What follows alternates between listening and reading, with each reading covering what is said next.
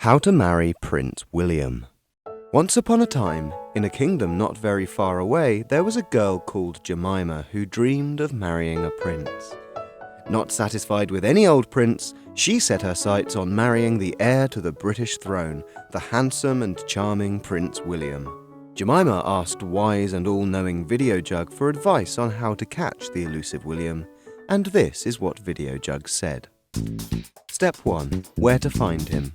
Finding William isn't actually that difficult, but getting close enough to make an impression is a whole other story. William attends lots of official royal engagements, and you can find his diary of these events on www.royal.gov.uk. William's other career is as an army officer, but you won't have much luck finding him when he's on duty. A better bet would be when he's out on the town. Wills loves to party, and the British tabloids regularly publish details of the swanky London nightclubs and cocktail bars which he can be spotted in. But remember, you'll have the challenge of trying to get to him through his army of bodyguards and protective friends. And you will of course have plenty of competition from other would-be princesses.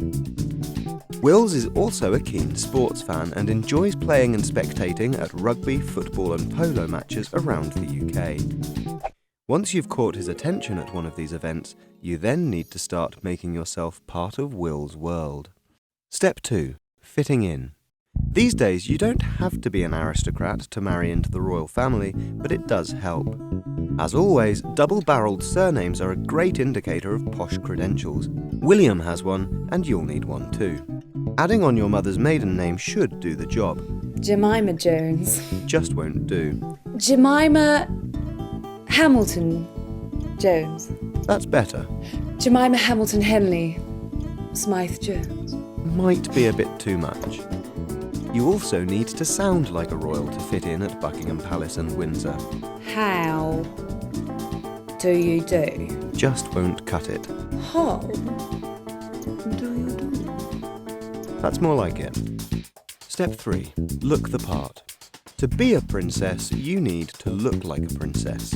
Think tasteful and expensive, not overly sexy. The key is finding the right balance between glamorous and demure. You don't want to look too conservative. And grooming is paramount. William's future wife has to look immaculate at all times. When exiting a nightclub at dawn, you'll need to look like you've been sipping water all night. Step 4. Have a job. To avoid accusations of gold digging, make sure you have a career of your own before you start courting the prince. It should be an interesting but non-threatening job. Something like PR or television is ideal. And it needs to be a job with flexible hours because you'll need lots of time for society events and luxury holidays. Step 5. Your other relationship. No, we don't mean adultery. The other big relationship in your life will be with the British media. Prepare for attention and scrutiny on an unimaginable scale. Every inch of your life will have a camera lens poked into it. Any girl who dates William won't be able to sneeze without being photographed.